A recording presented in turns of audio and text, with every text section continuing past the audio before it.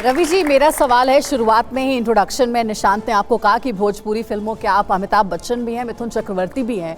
आपने एक बड़ी अच्छी पहल की थी जिसमें आपने बड़ी बेबाकी से कहा था कि भोजपुरी फिल्मों से अश्लीलता, वल्गैरिटी खत्म होनी चाहिए। लेकिन आज भी हम देख रहे हैं कि भोजपुरी के गाने जो हैं वो बहुत ऐसे गाने जो अश्लील होते हैं, अश्लीलता अभी भी परोसी जा रही है। आपने बहुत सही सवाल किया, अच्छा किया।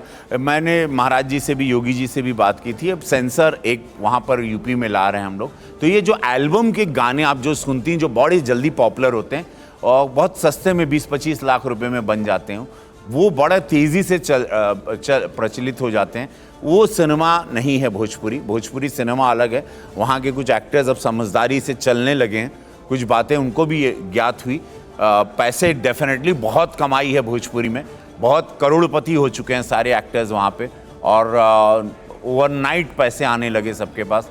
लेकिन अब उनको रियलाइज़ हुआ, जब हमने स्टेटमेंट दी, काम डाउन हुआ सेंसर, फिर उनको सब्सिडी महाराज जी ने बंद कर दी देना। उत्तर प्रदेश में हम लोग बहुत पैसे देते हैं फिल्म बनाने के। अगर आप शूटिंग करते हैं तो हिंदी सिनेमा को 3.5 करोड़ मिलता है, वेब सीरीज़ को 1 करोड़, भोजपुरी को 1 करोड़ रुपया, अनगिनत सौगात मिलती है आपको, 1 विंडो क्लियरेंस मिलता है। इसलिए आज उत्तर प्रदेश में सबसे ज़्यादा फिल्मों की शूटिंग होती है। महाराज जी को, उनके प्रशासन को धन्यवाद। तो आज वो करोड़ों करोड़ों का वहाँ पर कारोबार होता है उत्तर प्रदेश में। अब लोगों ने कम किया क्योंकि महाराज जी ने, मुख्यमंत्री जी ने सब्सिडी पैसे देना बंद कर दिए कि अगर आपकी फिल्म में कुछ भी गलत होगा तो आपको रियायत नहीं मिलेगी, सरकार के द्वारा, उत्तर प्रदेश सरकार देती है। तो वो चीज़ें अब कम हुई हैं, अब काम डाउन होगी और बंद हो जाएगी, लोग मैच्योर भी हो गए होंगे। लेकिन रवि जी, आप ये बता रहे हैं एक तरफ, दूसरी तरफ आप दर्शकों को कहते हैं, मतलब दर्शक कहते हैं कि आपका खुद रिमोट से लहंगा उठाएंगे जैसे गाने जो बनते हैं आपके, उसके बाद आप लोगों को क्या नसीहत देंगे? हाँ देखिए, वो गाना हमने किया था 2004-5 में, और आज मैं कान पकड़ के वापस से कि वो ऐसा गाना, वो एक ही गाना किया और मेरे सारे अच्छे काम पर वो हमेशा आ जाता है। आप ऐसे गानों के लिए माफी मांग रहे हैं? हाँ, बिकॉज सी, आप जिंदगी में हर आदमी, आपने भी गलती की होगी, आप सबने लाइफ में गलतियां सबने की, आप लोग भी गलती करते हैं, जो मुझे देख रहे हैं उन लोगों ने भी गलती की, मेरी एक गलती ये भी थी। ठीक, एक्सेप्ट करता हूँ। रवि किशन जी, राहुल गांधी ने भारत जोड़ो यात्रा निकाली, आपने कहा उन्हें इटली चले जाना चाहिए, तो वो पॉलिटिकल या राजनीतिक यात्रा तो थी नहीं, तो आपको उससे दिक्कत क्या थी? हमने कहा था इटली चले जाएं, बिकॉज वो हर 15 दिन में विदेश चले जाते हैं। तो हमको लगा ज़्यादा, यहाँ पर सड़कें बड़ी अच्छी लग रही थी उनको, और वो 6 लेन 4 लेन पे घूम रहे थे, उनको बड़ा आनंद आ रहा था। हर जगह पे मोदी जी की तारीफ सुन रहे थे, जहाँ से गुजर रहे थे मोदी जी कर रहे थे। फिर वो कुछ कड़वाहट, वो प्रधानमंत्री जी को बहुत तू तड़ाक से भी बोल देते हैं, कभी कभी वो आउट ऑफ शब्द उनके पार्लियामेंट में भी बहुत बिखरे हुए होते हैं, बहुत पर्सनली हिट करते हैं।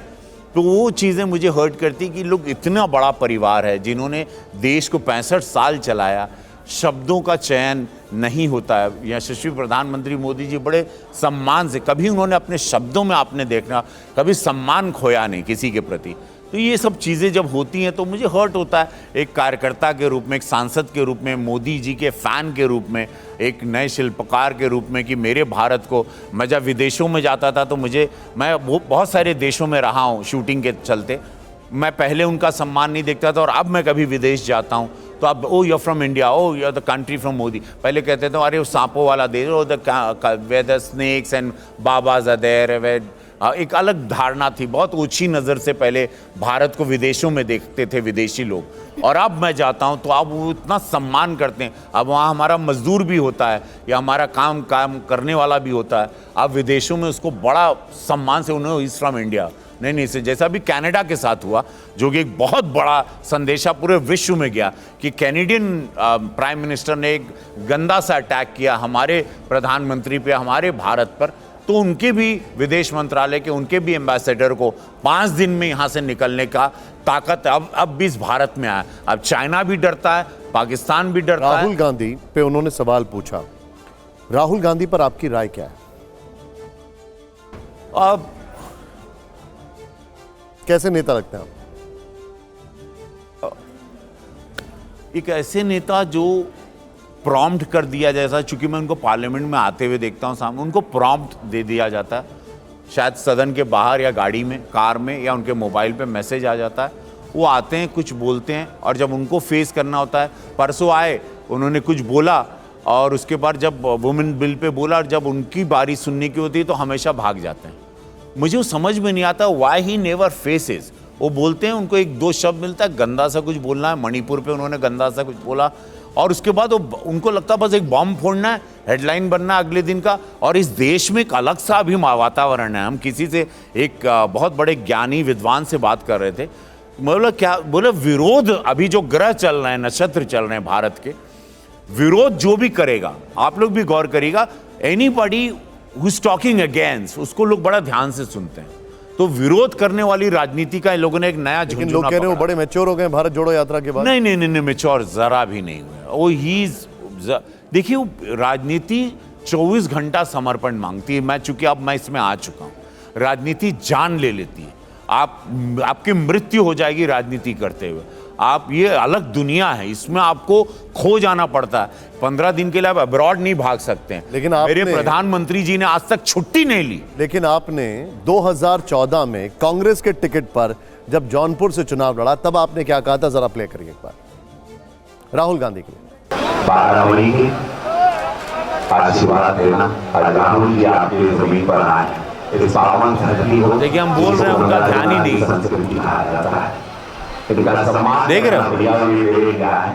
बस यही बोल के मैं कहूँगा, 12 मई हाथ का पंजा वहां रवि किशन लिखा होगा, हाथ का पंजा होगा, 12 मई घाट घाट घाट घाट घाट। लेकिन आप तो पलक पावड़े बिछा के नहीं, बैठे लेकिन हुए वो थे। देखो, हम बात कर रहे हो, ध्यान ही नहीं दे रहे। तो कुछ किताब केयरलेस आप कह रहे हैं कि उन्होंने जौनपुर पवित्र कर दिया आके। नहीं, देखिए, उस टाइम पर मैंने कहा ना कि वो माहौल अलग था। जिंदगी में गलतियां होती हैं, एक वो रिमोट वाला गलती, एक कांग्रेस वाली गलती। ये गलतियां मेरी, जो मैं इसको एक्सेप्ट करता हूं कि मुझे एहसास नहीं था। मैं शूटिंग पर से गया था और 1 महीने में चुनाव लड़ा, हारा, और मुझे सारी मिथ्या सब कुछ टूट गई। बिकॉज मैंने देखा उसके बाद किसी ने मुझे कभी फ़ोन ही नहीं किया। किसी को, मैं और मेरा काउंटर पार्ट मनोज तिवारी वहाँ से लड़े और जीत गए। तो मैंने देखा कि मैंने इस टाइम पे इनका हाथ थामा, जहाँ पे मुझे बीजेपी ने भी जौनपुर से टिकट ऑफर की थी, और मैं वहाँ नहीं गया। मैं किसी कारणवश, वो अभी मैं यहाँ नहीं बोल पाऊँगा, लेकिन मैं वहाँ पर वो टिकट ले लिया। और मैंने, तो आप बीजेपी में जीत के लिए आए या विचारधारा के लिए आए, क्या समझे हम? कम अगेन, बीजेपी में आप जीत के लिए आए थे?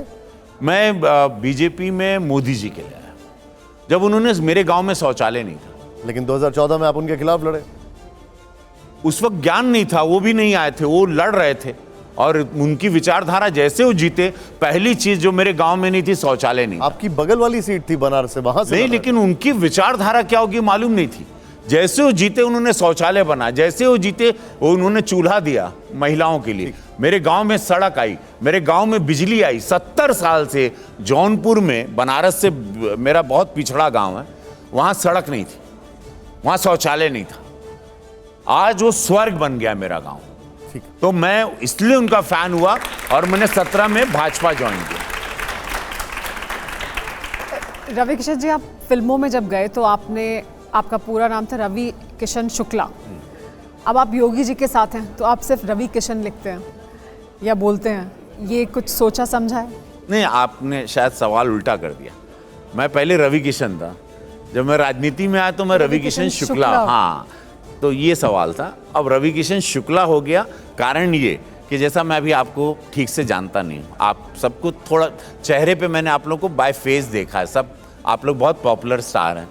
लेकिन मैं, जब आप लोग चुनाव लड़ेंगी, आप सब लोग, तो आप लोगों का पूरा इतिहास खोल दिया जाएगा। सो आपका सरनेम, आप कौन हो, आप बाहरी हो, आप भीतरी हो, पैराशूट से आए हो, जमीन से, आपकी जाति इंपॉर्टेंट हो जाती है। No, people will open, opposition ही खोल देता है कि ये ब्राह्मण है, कि ये हैं, कि छोटी जात हैं, कि बड़ी जात हैं। तो मेरा शुक्ला लग गया कि ये पूरे ये हैं। तो ऐसे आप राजनीति में आ जाओ, आपका इतिहास, भूगोल सब लोग खोल देते हैं। तो मैं रवि किशन से सबको पता चले शुक्ला है, फिर पता चला ये तो गोरखपुर के हैं, बाहरी नहीं है, ये तो मामखोर है। शुक्ला एक गर्ग गोत्र है, जो गोरखपुर में मामखोर एक गांव है, वहाँ के ये लोग होते हैं। पूरे भारत में जहाँ पे भी गर्ग गौत्र है शुक्ला का, वो मामखोर का ही है। तो ये सारा इन्हीं लोगों ने खोला और फिर मैं 7.5 लाख वोट मुझे मिले और मैं ऐतिहासिक वोटों से जीता। लेकिन समाजवादी पार्टी अक्सर ये आरोप लगाती है कि आप योगी जी के पीछे पीछे घूमते हैं, आपकी ये मजबूरी है कि गोरखपुर में रहना है तो योगी योगी कहना है। मैं महाराज जी को बहुत बहुत सम्मान करता हूँ। मैं क्या पूरा देश प्यार करता है। वो सबसे पॉपुलर मुख्यमंत्री हैं। उनका वे ऑफ वर्किंग इतना ऑनेस्ट है और इतना अच्छा लगता है। वो शिव के भक्त हैं, गोरखनाथ बाबा, मैं भी शिव भक्त हूँ। वो संत हैं, निस्वार्थ संत हैं, जैसे प्रधानमंत्री मोदी जी हैं। वो सारी चीज़ें मुझे उनकी बहुत जमती है, क्योंकि मैं उसी माहौल में मेरी परवरिश हुई।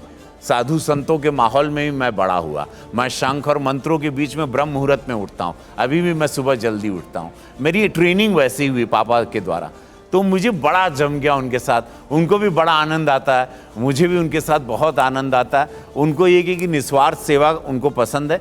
कोई भी गलत काम से वो चिढ़ बहुत है, उनको गुस्सा भी फिर तुरंत आता है। तो इसलिए, लेकिन मैं उनको बहुत सम्मान करता हूँ, मैं उनका बहुत आदर करता हूँ, बहुत बड़े। लेकिन फिल्मी डायलॉग के चलते कुछ का कुछ हो जाता है आपके साथ। एक बार मैं दिखाना चाहूंगा और ये एक बयान सुनाता हूं, गोरखपुर में दिया है। योगी आदित्यनाथ भी उस वक्त मंच पर बैठे थे। प्ले ऑन करें जरा। सोचिए, यहां पर आपकी मृत्यु होगी तो डायरेक्ट स्वर्ग में जाओगे। यहां जब आप जलाए जाओगे, कितना आनंद आएगा यहां जलने में। अत्याधुनिक है एकदम, और इलेक्ट्रिक वाला है, तो फुकाई में टाइम ना लगी। डायरेक्ट चल जाइए, हर हर महादेव, स्वर्ग जाओगे।